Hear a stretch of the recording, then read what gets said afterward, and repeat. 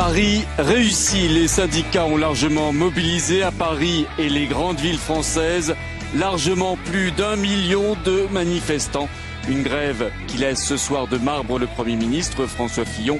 Autour de Pierre Sled, Bouge la France, spécial sur cette nouvelle journée de mécontentement. Mais d'abord, l'heure de l'analyse avec, sur le plateau de Bouge la France, Denis Jambard, Jean-Louis Gombault, Bruno Jambard de l'Institut de sondage Opinionway. La grève, un cran au-dessus, c'est Bouge la France.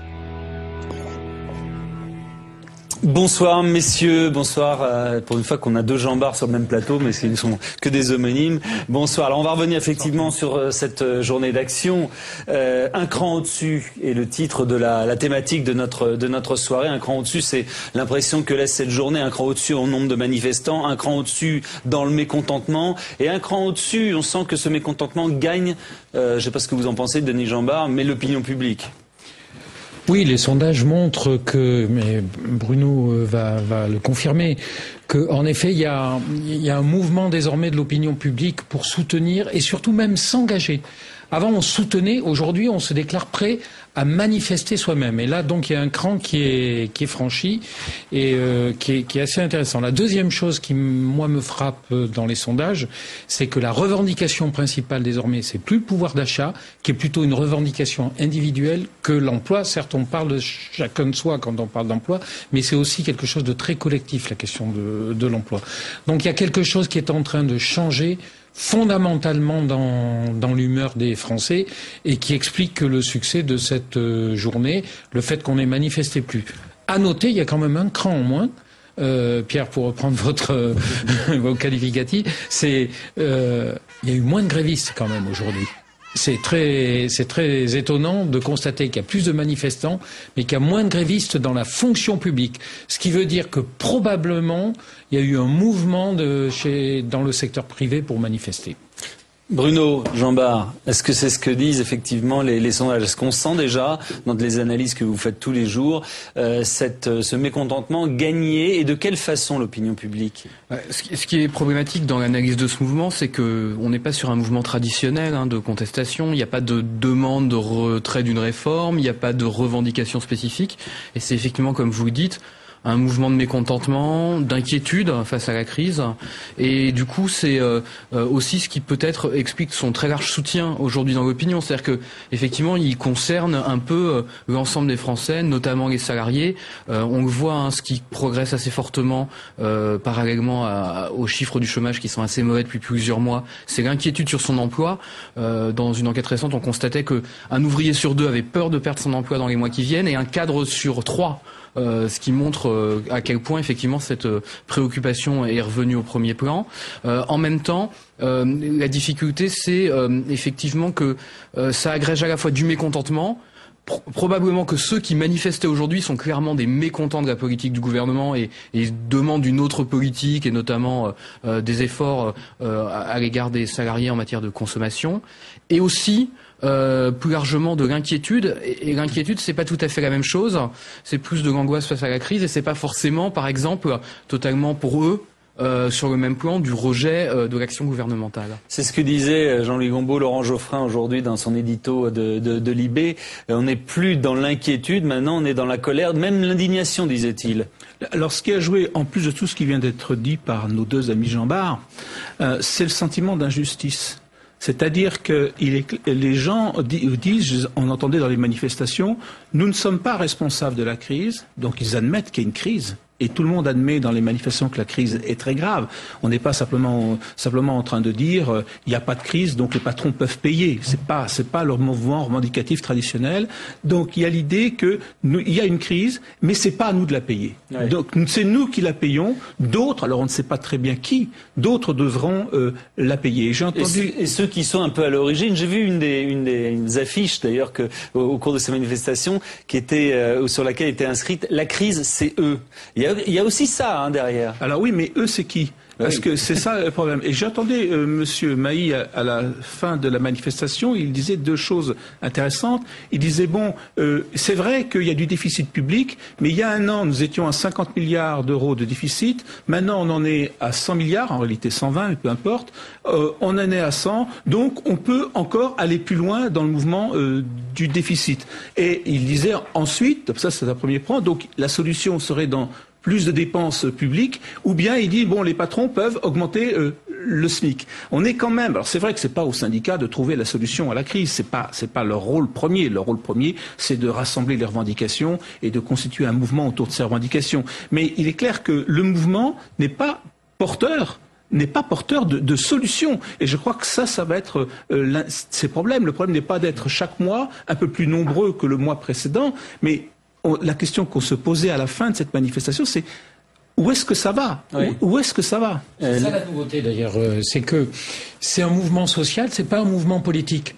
En ce sens qu'il n'est pas accompagné par une opposition qui est capable de formuler aujourd'hui des propositions. Sinon, une opposition radicale qui rejette la totalité du système, c'est-à-dire le nouveau parti anticapitaliste de Besançon. Ouais, d'ailleurs, c'est bien senti comme ça, visiblement, dans les sondages. C'est pas chez vous, mais celui qui est sorti dimanche dans le JDD, qui montrait que malgré les protestations, il n'y a pas de crédit accordé à la gauche sur ce Parti socialiste à l'heure actuelle. Madame Aubry, la formulation qu'a faite Madame Aubry aujourd'hui, elle a dit 500 € pour les gens, 500 € de plus par mois pour les personnes qui vivent de minima sociaux. Donc en fait, elle avait une formulation là aussi purement syndicale, mais pas politique. La solution, c'est 500 €. En fait, ça rappelle la Guadeloupe évidemment, et ces fameux 200 €. Alors, Bruno, dans ce mécontentement général, est-ce qu'il y a finalement pas plusieurs manifestations à l'intérieur de toutes celles qu'on a vues aujourd'hui? Il y a celle du privé, et c'est la nouveauté dont on va parler. C'est vrai que le secteur privé était très présent et symboliquement en tête des manifestations, qui revendique et qui exprime son inquiétude. Et il y a le secteur public qui revendique et exprime son inquiétude, mais aussi repousse et manifeste contre les lois qu'on essaie de lui imposer actuellement. C'est pas tout à fait le même revendication. Il y a à la fois une agrégation, il n'y a pas forcément encore de convergence entre les différents mouvements. Il y a une agrégation clairement aujourd'hui, puisque dans le public, il y a là pour le coup des revendications qui peuvent être parfois assez précises, comme alors on pense aux enseignants-chercheurs, on peut penser dans l'éducation, plus généralement effectivement à la question des postes, voire alors même si elle est plus d'actualité sur un certain nombre de réformes concernant les programmes qui ont fait débat au cours des derniers mois. Et puis, comme vous le dites, dans le privé, plus de l'inquiétude. Pour autant, on voit bien que ça marche là aujourd'hui parce que on est sur une journée prévue depuis longtemps. Je rappelle que cette journée elle a été annoncée avant le sommet social. On n'est pas non plus dans un système où il y a eu depuis cette période-là, depuis cette annonce de la journée, une montée en puissance de ces revendications et le sentiment qu'il fallait y aller tous ensemble au même moment. Donc il y a cette difficulté et c'est la vraie question qui se pose aujourd'hui, c'est quelles suites vont effectivement donner les syndicats. Alors certains parlent du 1er mai. Un troisième round. On sent que tout le monde est relativement quand même dans l'expectative. Les syndicats font attention à ne pas enclencher trop régulièrement le mouvement pour éviter de l'essouffler. Et c'est aussi un élément important qu'il va falloir prendre en compte dans les jours qui viennent. Tout en sachant que le 1er mai ne peut pas être une journée de grève puisqu'on ne travaille pas le 1er mai. Donc non, simplement, quand même un contexte un peu pour particulier. rebondir là-dessus et poursuivre le développement, c'est quand même un succès pour les syndicats. Qu'est-ce qu'ils cherchent les syndicats ? Ils ne veulent pas être débordés. Ils ne veulent pas être débordés. Ils cherchent pas un mai 2009 comme il y aurait eu un mai 68. D'ailleurs, le gouvernement ne peut que s'en féliciter. Je dirais, il joue la même partition. Vous voulez dire que le gouvernement a intérêt finalement à coopérer, à mettre les syndicats devant, quoi. C'est-à-dire que les syndicats cherchent des mouvements de plus en plus massifs pour obtenir une sorte de crédit qui leur permettra enfin de rentrer dans une discussion, dans un dialogue avec le gouvernement pour obtenir des choses nouvelles. Mais c'est extrêmement encadré quand même par les syndicats. Et il me semble quand même qu'aujourd'hui, comme d'ailleurs fin janvier, c'est un succès pour les syndicats. La question est de savoir s'ils vont arriver, en effet, à avoir un troisième round, où il y aurait encore plus 20% ou plus 25%, qui, à ce moment-là, leur permettrait sans doute de rentrer dans cette fameuse négociation avec des revendications plus précises qu'évoquait Jean-Louis. Alors, on va regarder puisque François Fillon, le Premier ministre, a parlé ce soir sur TF1, on va écouter plusieurs extraits. Le premier, justement, concerne ce dialogue avec les syndicats, le dialogue social. Le dialogue avec les partenaires sociaux, il est continu. J'entendais dire, il faut reprendre le dialogue, mais le dialogue, il est continu, il ne s'est jamais arrêté. On a décidé ensemble d'améliorer l'indemnisation du chômage. On a décidé ensemble de mettre en place un dispositif d'extension des contrats de transition professionnelle, une réforme de la formation professionnelle, mais surtout, sur la proposition de la CFDT, un fonds d'investissement social qui est déjà doté de 3 milliards d'euros et que l'État abondera au fur et à mesure des besoins. Et l'objectif de ce fonds, qu'on va gérer avec les partenaires sociaux, c'est d'intervenir, comme le disait François Chérec à l'instant, au cas par cas, entreprise par entreprise. Voilà, cas par cas, entreprise par entreprise, c'est précis, mais en même temps... Moi, je ne pense pas que ce soit... très précis, oui, justement, parce que c'est faussement précis. Parce qu'on est dans une situation où, quand même, la marge de manœuvre dont dispose M. Fillon est quasiment nulle. Ce soir, l'INSEE publie les dernières prévisions pour l'année 2009. C'est la première fois dans l'histoire des statistiques françaises qu'on prévoit moins 1,5% pour le premier trimestre, donc il n'est pas encore achevé, moins 1,5% du PIB. On n'a jamais vu ça. Et pour le deuxième, moins 0,6. Et on va... Donc là, on va dans la récession, quoi. On va dans la dépression, pratiquement. Là, évidemment, ça sera la récession à la fin, déclarée officielle à la fin du premier trimestre. Et on va vers moins 3 pour l'année 2009, ce qui ne s'est jamais vu depuis la fameuse crise de 29. Bon, tout le monde fait référence à cela, mais par rapport 71 et 93 étaient les deux 73 et 93 pardon, les deux récessions, et là on va vers moins 3, on avait fait à l'époque moins 1. Donc ça, au fur et à mesure que cette conjoncture se développe, l'INSEE nous parle de 350 000 destructions d'emplois pour l'année 2006. Ceci est paru il y a simplement quelques heures. Donc tout ceci restreint au fur et à mesure. C'est-à-dire qu'il a besoin, pour alimenter tout ce qu'il vient d'annoncer, M. Fillon, il a besoin d'un peu de croissance, il a besoin d'activité, il a besoin de les fameux grains à moudre. Or, au fur et à mesure qu'on avance dans le temps, ce grain à moudre diminue et la conjoncture se détériore. Oui, c'est sûr. Est-ce que c'est contradictoire avec la suite de sa déclaration qu'on va écouter, lorsqu'il parle du déficit en disant on ne peut pas le creuser éternellement? Il faudra peut-être bien. Le gouvernement, il a le devoir d'être responsable. On a, avec les mesures de relance qui ont été décidées, doublé le déficit public de notre pays cette année. Je pense que tous les Français comprennent qu'on ne peut pas aller au-delà, et qu'aller au-delà, ça serait non seulement commettre une erreur et une faute pour les générations futures, mais ça serait surtout empêcher la reprise. Parce qu'il y a des signes de reprise économique pour l'année 2010. Bien. Moi, je me souviens que François Fillon est le Premier ministre qui, en septembre 2007, en Corse, avait dit « Je suis un Premier ministre qui a hérité d'un État en faillite ». Et c'était une faillite avec un déficit budgétaire, si je me souviens bien, je parle d'autour de 40 milliards d'euros. On est à 120 milliards d'euros. C'est-à-dire que il faut prendre la mesure du dérapage et de l'impasse économique dans laquelle on est. Est-ce qu'on peut continuer durablement à creuser ce déficit? Alors je sais qu'on dit, il y a comme le cholestérol, il y a du bon et du mauvais déficit. Le bon déficit étant le déficit dans lequel on investit, c'est-à-dire on espère créer des emplois pour le futur, et le mauvais déficit est celui où on bouche des trous pour éviter les faillites, etc. Mais c'est vrai qu'aujourd'hui, on voit bien quand même que les marges de manœuvre du gouvernement sont quand même extrêmement restreintes. Un déficit massif et par ailleurs une absence totale de croissance et même de la dépression. Alors, monsieur, le dernier sommet social, monsieur Sarkozy avait débloqué, enfin c'était le 18 février, 2,6 milliards. La question que je me pose est la suivante, mais s'il avait débloqué 3,2 milliards, si c'était 4 milliards, est-ce que la journée d'aujourd'hui aurait été différente? Non. Ça dépend comment on les utilise.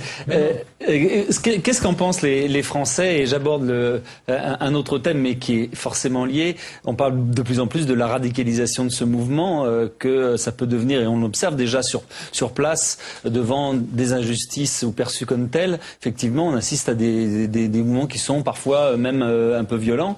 Est-ce que les Français redoutent ça? Est-ce qu'ils le comprennent? Je ne sais pas s'ils le redoutent. Ils ont plutôt tendance à penser que ça risque de se dégrader en termes effectivement de radicalisation du conflit. La question du déficit, c'est intéressant parce que si on repense à 95, en 95, en gros, les Français ne croyaient pas du tout au fait que l'État puisse faire faillite. Et donc, on était dans une situation, du coup, politique très différente face au mouvement social. Il y avait un sentiment que, après tout, le gouvernement pouvait renoncer à son projet de réforme, pouvait faire des efforts et qu'il n'y avait pas de souci. Ce qui a changé, c'est qu'aujourd'hui, il y a quand même une conscience dans l'opinion publique beaucoup plus forte de cette question du déficit de la dette. Alors, ça s'explique aussi par ce qui s'est passé pendant la campagne présidentielle de 2007. Ça a été un débat très fort pour la première fois sur cette question-là.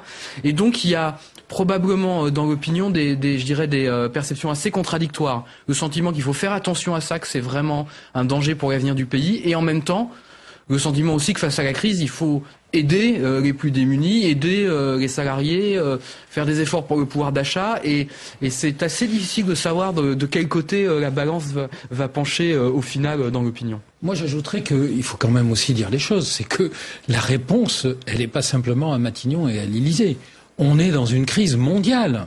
Et donc, les actions que nous pouvons engager aujourd'hui, elles sont aussi très dépendantes des actions qui sont dans une économie totalement mondialisée. Elles sont aujourd'hui très dépendantes des actions qui sont engagées par nos principaux partenaires, l'Allemagne, nos partenaires européens et les États-Unis. Et si vous voulez, c'est là aussi l'une des difficultés du gouvernement. On pourrait se dire, voilà, on va mettre 500 millions d'euros, 400 millions d'euros, 300 millions d'euros, 3 millions d'euros, 3 milliards d'euros de plus, je ne sais pas, enfin on fait voltiger les chiffres en ce moment. Mais c'est vrai que c'est des gouttes d'eau par rapport à un problème économique mondial gigantesque. La France, quand même, il faut dire les choses, elle peut, et tout le monde le sait, c'est ça aussi, à mon avis, qui gêne l'opposition, elle peut pas repartir toute seule dans cette crise. C'est une crise mondiale, tout le monde est en panne. Merci messieurs. Oui, une dernière chose de Jean-Louis. Merci beaucoup. Alors on va passer maintenant à l'aspect politique avec le même thème bien sûr, et on reçoit sénateur et secrétaire national.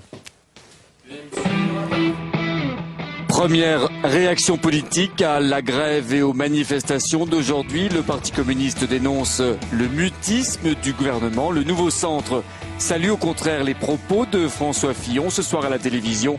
Le débat, il continue ce soir dans Bouge la France avec autour de Pierre Sled, Michel Bilout, il est sénateur communiste de Seine-et-Marne, Philippe Juvin, secrétaire national de l'UMP, et Michel André, sénatrice socialiste du Puy-de-Dôme. Je commence avec vous justement.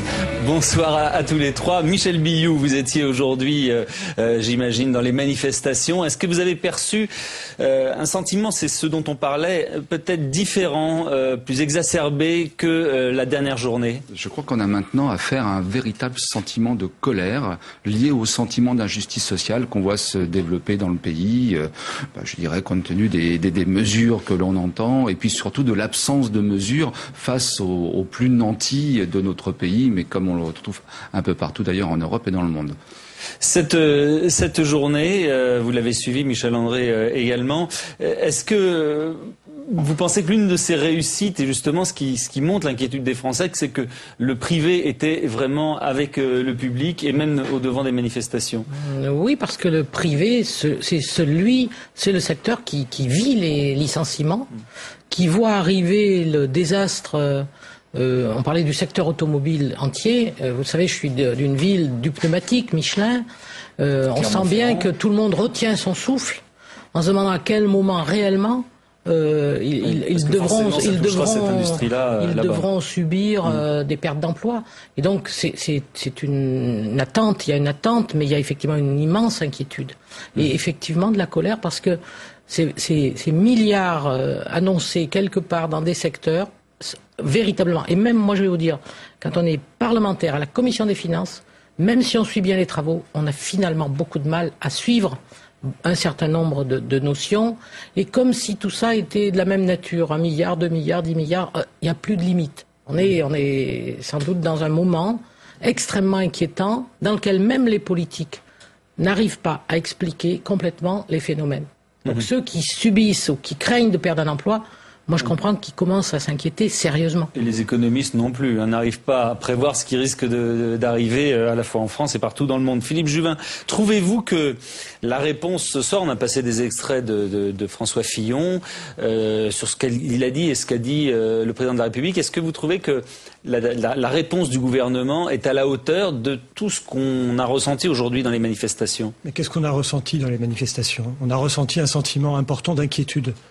À ce sentiment d'inquiétude, il y a 2 réponses qui sont faites par François Fillon et le président de la République. La première, c'est d'expliquer la vérité aux Français et de mettre tout en œuvre pour sauver l'emploi. C'est l'emploi qui est prioritaire. Et de l'autre, deuxième type de réponse, tout faire en sorte pour que les plus vulnérables, ceux qui sont les plus en difficulté dans notre société, eh bien on leur donne un coup de main, on les aide et que la société soit solidaire. La réponse du gouvernement, c'est une réponse qui n'est pas une réponse de dénonciation, de belles paroles, c'est une réponse d'action. D'un côté l'emploi et de l'autre toute notre énergie avec des mesures concrètes qui, dès les semaines qui viennent, vont être mises en œuvre. C'est la réponse du président de la République. Et ces mesures, c'est quoi? Ça va consister à aider en pratique des ménages modestes. Par exemple, cette année, il y a plusieurs millions, 6 millions de ménages qui ne paieront pas ou qui paieront un impôt sur le revenu moindre que par rapport à l'année dernière. Oui, donc ce sont des mesures concrètes.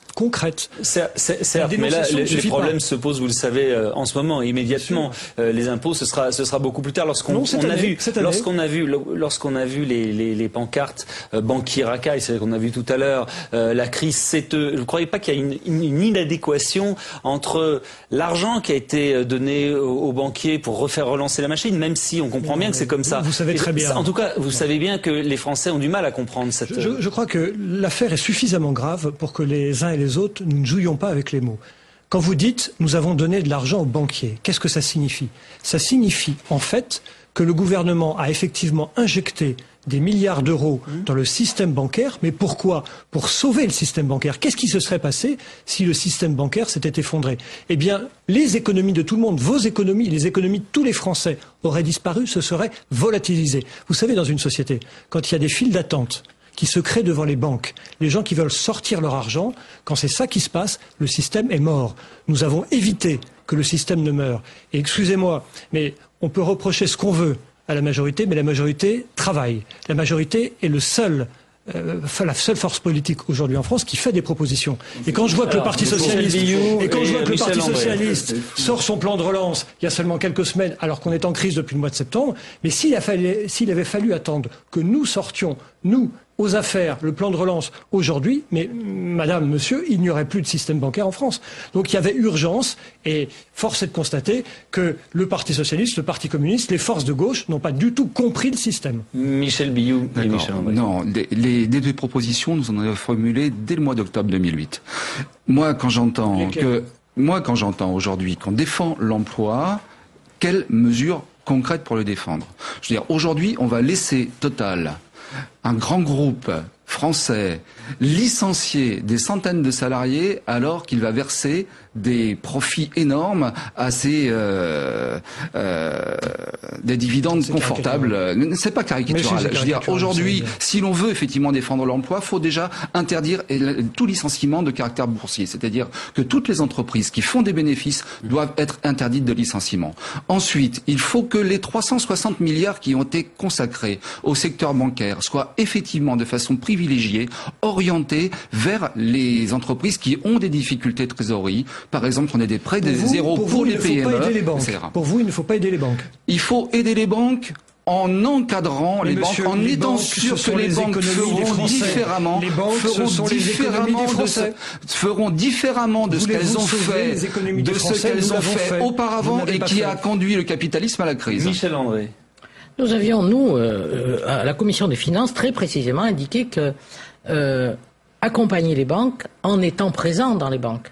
Évidemment. En étant présent dans les banques. Véritablement. C'est ce que nous faisons, madame. Vous le faites curieusement avec la Banque Populaire. Enfin, vous, je ne vais pas vous dire vous en tant que tel, mais le gouvernement a fait une opération Caisse d'épargne, Banque Populaire, qui laisse perplexe, mais dont on nous a dit longtemps, non, il n'y a aucun problème. Ne vous inquiétez pas. Donc après, il y a un problème apparemment grave, et on nous dit non, c'est très grave. Nous demandions une présence de l'État dans la gestion des banques.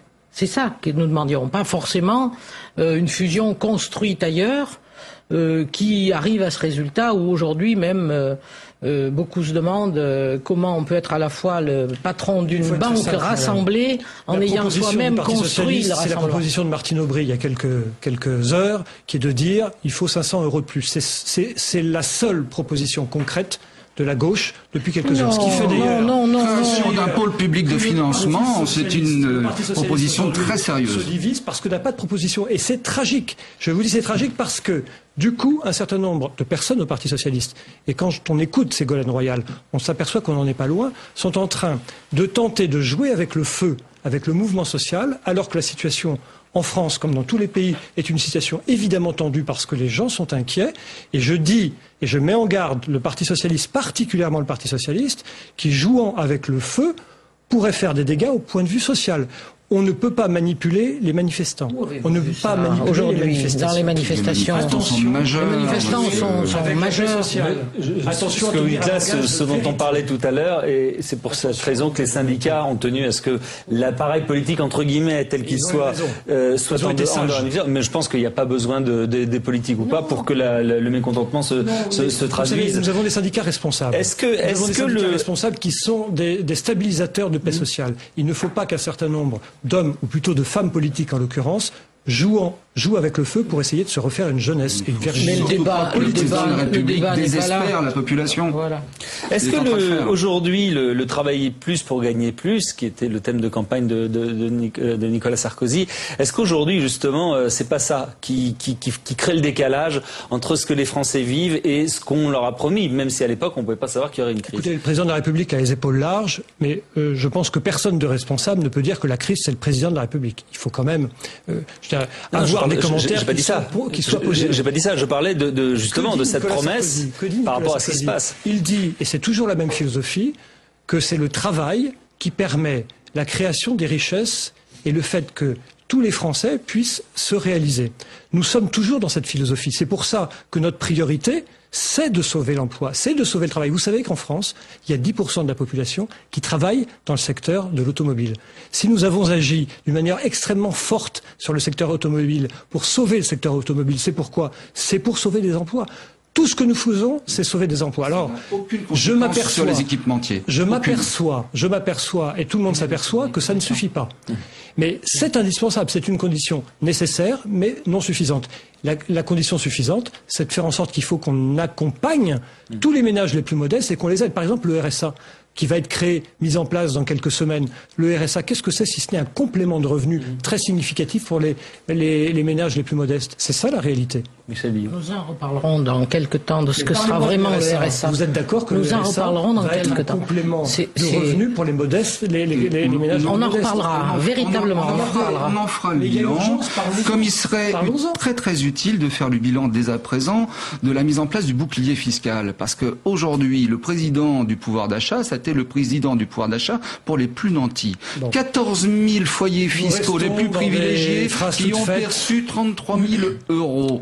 À quoi ça a servi en termes économiques? Parce que des capitaux qui avaient fui la France reviennent en France. Alors on va écouter justement le Premier ministre François Fillon qui a évoqué justement le bouclier fiscal dont on a beaucoup parlé cette semaine. On l'écoute. Les Français comprennent que face à une crise extérieure aussi grave, ce qui compte c'est le rassemblement des Français, c'est pas la division. Et c'est pour ça que je dis à l'opposition qui veut faire croire que la crise est une crise française, qu'elle ne rend pas service à notre pays. Elle ne rend pas service au pays. Non, mais moi je voudrais dire, je suis un peu étonné des propos du Premier ministre. Je les entends en direct. Évidemment qu'il y a une crise et tout le monde le voit. Et tout le monde le comprend, même le plus obtus des socialistes ou des communistes doit pouvoir s'en rendre compte. Ça existe bien sûr. Du capitalisme, voilà. évidemment. Et tout le monde voit bien. Tout le monde voit bien. Moi, ce qui est étonnant, c'est d'entendre le Premier ministre qui dit il faut se rassembler, mais qu'il nous montre qu'il est capable d'entendre ce qu'est le rassemblement. Lui, qu'il dise ce que c'est. Pas d'invectiver les uns les autres, les professionnels les uns après les autres, et de nous invectiver, nous, la gauche, comme nous l'entendons régulièrement. Le président de la République, il n'y a jamais eu autant de dialogue social, et vous le savez, depuis plusieurs mois. Et nous sommes au Sénat, nous le voyons, le dialogue. Vous voyez bien le dialogue social sur le contrat de travail, dialogue social sur la santé au travail, dialogue social sur le RSA, dialogue social sur une meilleure indemnisation du chômage partiel. Tout ça, ce sont des actes, ce ne sont pas des paroles. La politique, au fond, qu'est-ce que c'est? C'est pas simplement dire voilà ce que je voudrais faire, c'est dire voilà les conditions et la mise en œuvre de ces conditions pour arriver à ce que je veux faire. Donc ce que je vous demande, vous êtes représentant honorable, très honorable du Parlement, vous êtes membre de l'opposition, faites des propositions concrètes et ne restez pas dans la demande vague et la générosité à crédit. Nous en faisons, nous en faisons. Nous en faisons. Regardez le RSA. A priori, vous n'en avez pas pris connaissance. Je vous dis, le RSA, c'est une réponse concrète à des ménages en difficulté. Vous répondez, on en parlera. Parlez-en. Michel Billou. Oui, non, des propositions, nous en avons. Il faut relever le pouvoir d'achat populaire. Ça, de ce point de vue-là, nous sommes... Mais non, vous le refusez. Mais il faut relancer l'investissement, il faut relancer d'abord l'investissement public. Donc, il faut arrêter de casser l'emploi public dans la santé, dans les hôpitaux, dans les écoles. Il faut, je crois, en période de crise, que le gouvernement montre particulièrement l'exemple. Et là où il y a des besoins sociaux, il faut continuer de les satisfaire. Il faut relancer l'emploi. Il faut relancer... Votre solution, c'est l'embauche de fonctionnaires. Il faut relancer l'embauche d'enseignants, l'embauche de médecins dans les hôpitaux, l'embauche d'infirmières, oui, évidemment. Il faut relancer, effectivement, la coopération industrielle. Qui peut croire aujourd'hui que le secteur automobile sera relancé si on maintient le dogme de la concurrence libre et non faussée au sein de l'Union européenne? Ce que vous proposez. Je crois que de ce point de vue-là, il y a effectivement fondamentalement à modifier l'économie de l'Europe et du monde. Écoutez, 3 millions de ménages les plus modestes vont recevoir 150 € le mois prochain. Tout ça, ce sont des actes, ce ne sont pas des paroles. 14 000 ont reçu 33 000 €. 6 millions de ménages paieront un impôt sur le revenu moindre dès dans 2 mois par rapport à l'année dernière. Ce sont des actes précis, ce sont des propositions. Ce sont des actes très insuffisants. Ce sont des actes précis. Bref, le gouvernement, que fait-il? Il tente d'agir à la fois dans le quotidien des Français et à la fois de sauvegarder l'emploi. Sauvegardons l'emploi, maintenons la paix sociale, ne jouons pas avec le feu et attention aux déclarations, comme les déclarations de Madame Royal il y a quelques heures, quand elle a été d'une sévérité tout à fait déplacée avec le Premier ministre et le gouvernement. Nous avons, tous les hommes politiques de droite et de gauche, une priorité, c'est celle de maintenir le contrat social et le lien social. Est-ce que vous allez maintenir l'emploi chez Total et chez Continental? Nous sommes en train, évidemment, de sauver des emplois par dizaines de milliers dans des tas d'entreprises. Si nous avons agi dans l'automobile en injectant 1 milliard d'euros, par exemple, dans l'acquisition de la possibilité d'acquisition d'automobiles, qu'est-ce que c'est si ce n'est sauver des emplois dans une branche d'activité qui concerne 10% de la population française? Si nous avons relancé le logement, là aussi, dans une branche d'activité qui concerne tant de milliers de Français, qu'est-ce que c'est si ce n'est sauver l'emploi? Nous sommes à tous les instants tournés vers la sauvegarde de l'emploi. Et nous ne sommes pas dans le déclaratif de bonnes intentions et de bons sentiments. Ça ne suffit plus, le bon sentiment. Non. Je voudrais qu'on parle de la suite de ce mouvement, ce que ça peut donner. Ça a été évoqué. On parle de radicalisation de ce mouvement. On a vu effectivement des actes de plus en plus musclés et des réactions de plus en plus violentes sur le terrain en particulier, qui s'expliquent par l'angoisse des gens qui sont licenciés. Le Premier ministre en a parlé ce soir de cette radicalisation. On l'écoute.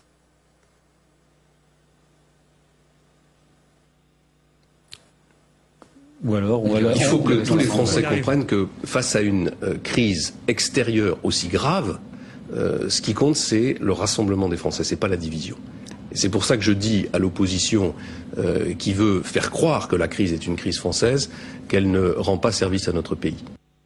Voilà. Alors, est-ce que on a cette spécificité-là, les Français, de s'affronter même au moment où il faudrait l'union sacrée, comme le font un peu les Américains, par exemple? L'union sacrée, d'abord, en général, ça se décrète dans les cas de guerre, mais aussi celui qui dirige, celui qui est aux affaires, le gouvernement, le président de la République, il faut qu'il donne à ceux de l'opposition, s'ils ont besoin de quelque chose qui soit compris, des signes de respect de cela. Et nous, au Sénat, nous n'en avons pas. si nous nous référons au Sénat, par rapport à des propositions qui arrivent, à des questionnements. J'ai vu les collègues lorsque nous avons fait des propositions de loi qui sont à vocation d'éviter le surendettement. Ça ne convient pas, ça n'est pas ce qu'il faut faire. On voit bien que même certaines propositions de certains collègues de la majorité qui tentent d'expliquer qu'il aurait peut-être fallu faire recours à un emprunt au public, on l'a vu à la commission des finances, de la part d'un homme connu en la matière pour sa sagesse. On dit non, on va essayer, on va investir, on va faire dans l'investissement. Comment les collectivités locales, qui ont tellement de mal aujourd'hui, je suis conseillère générale dans un département, les droits de mutation ont baissé, comment allons-nous boucler, nous, nos propres budgets? Comment arriverons-nous à investir autant qu'il faudrait le faire lorsque nous arrivent des charges particulières? Non, je pense qu'il manque un vrai dialogue sincère du gouvernement vers son opposition, qui, si on la considère comme adulte, répondra en adulte. Mais considérés comme marginaux, qu'attendre? Comment considérez-vous le rôle des sénateurs que vous êtes dans des périodes comme ça, justement, et on parle de cette radicalisation? Est-ce que votre rôle, c'est justement que les choses restent dans une certaine proportion, ou c'est de faire votre rôle d'opposant et parfois même souffler sur les braises? Écoutez, un mouvement qui éclaterait par rapport à ceux qui le vivraient, ce serait un véritable désastre. Donc nous n'allons pas souffler sur les braises. Nous souhaitons que des mesures, des dispositions soient prises pour éviter, effectivement, qu'on en arrive là. Mais pour ça, il faut redonner de la confiance aux Français, aux Européens, à tous les acteurs, tous les habitants de cette planète.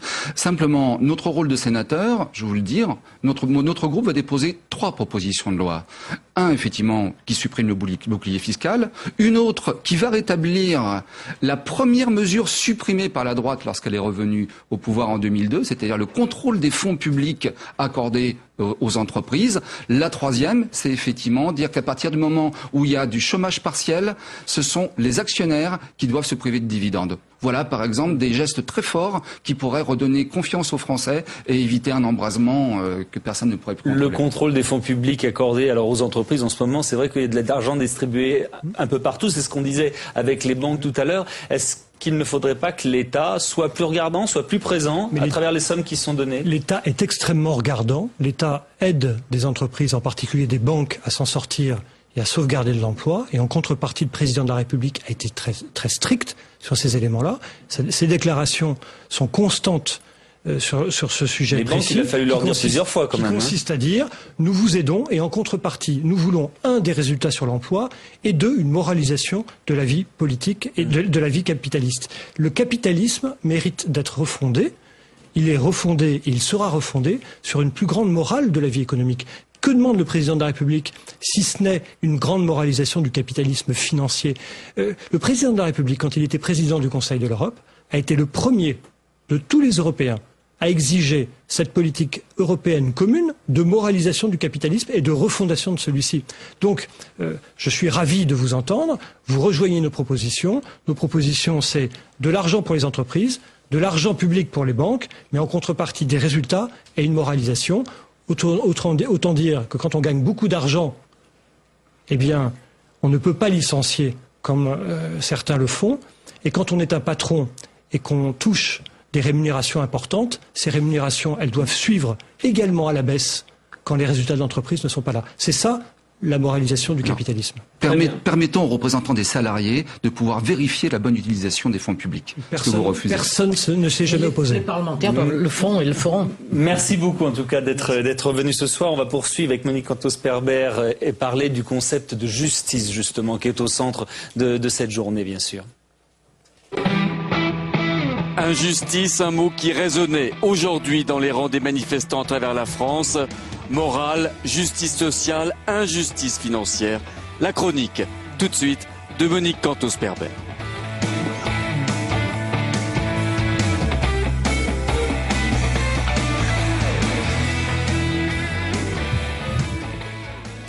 Bonsoir Monique Cantos-Perber. Les manifestations, on en a parlé avec donc des politiques, avec nos chroniqueurs. Dans ce qu'on a rencontré aujourd'hui, dans ce qu'on a pu observer, se dégage un malaise et un sentiment d'injustice. Est-ce que la justice était au centre de cette journée? Est-ce que c'est un phénomène nouveau? Non, il a toujours été question de justice lorsqu'on parle d'argent. pourquoi certains ont tant d'argent et d'autres n'en ont pas du tout. L'argent, c'est d'abord l'argent qu'on hérite, donc qui vient de famille, la fortune transmise, et puis d'autre part l'argent qu'on gagne pour son mérite. Alors ça, c'est relativement bien accepté. Bien sûr, on n'aimerait pas une société où il n'y ait comme statuts sociaux que les statuts sociaux hérités.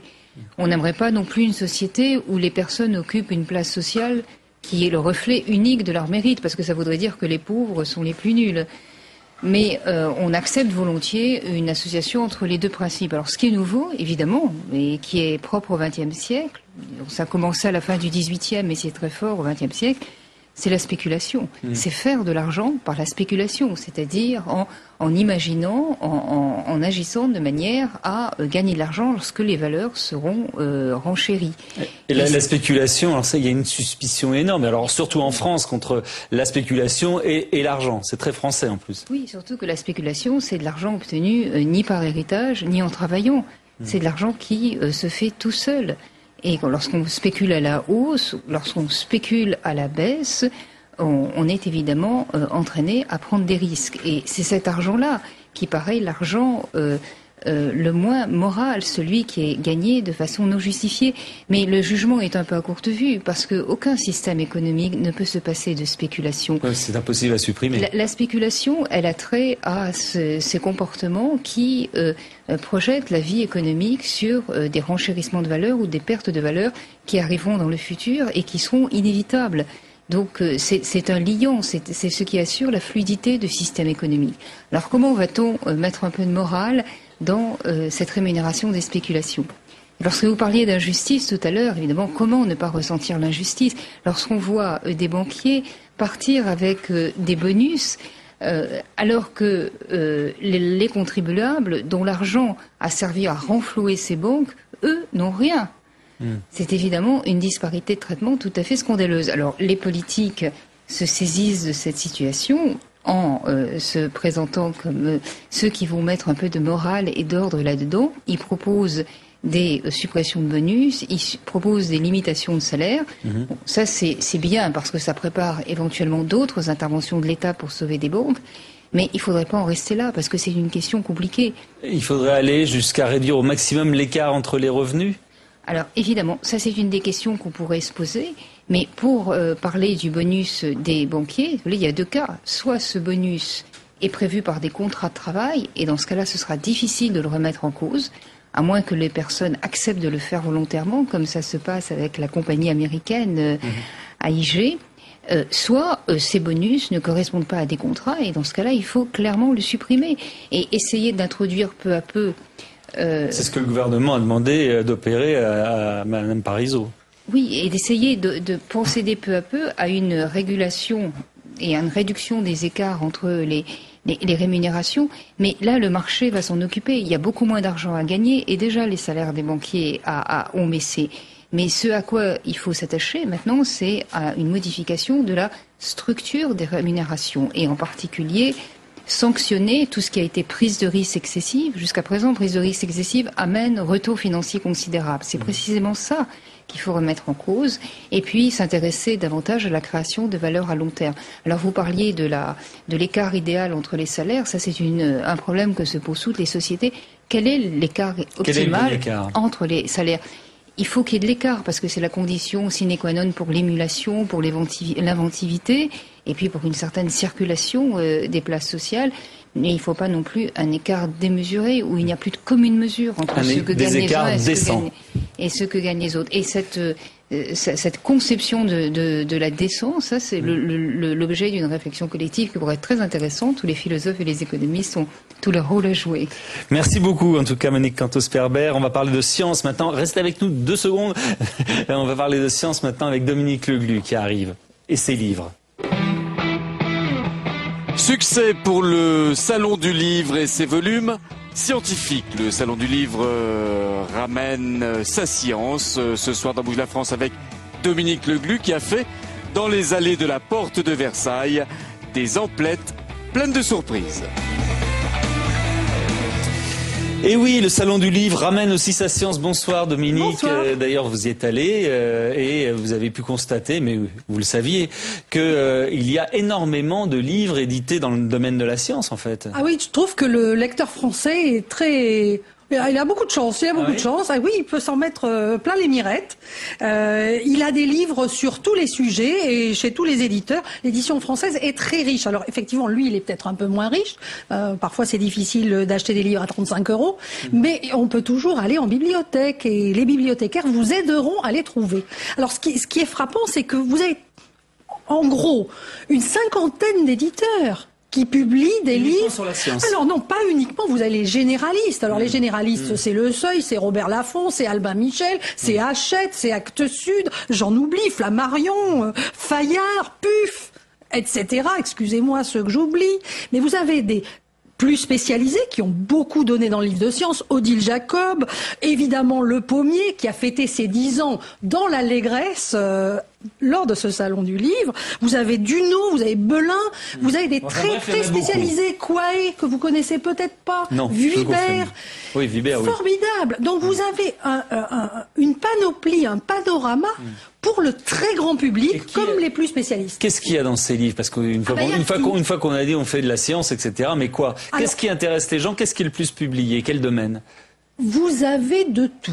Évidemment, des grands domaines comme la cosmologie, l'astronomie. La planète, j'imagine. Plaisent beaucoup. Bien sûr, la planète, vous avez les livres qui ont rendu des gens comme Hubert Reeves extrêmement célèbres, ou Yves Coppens dans le domaine de la paléoanthropologie, les vieux hommes.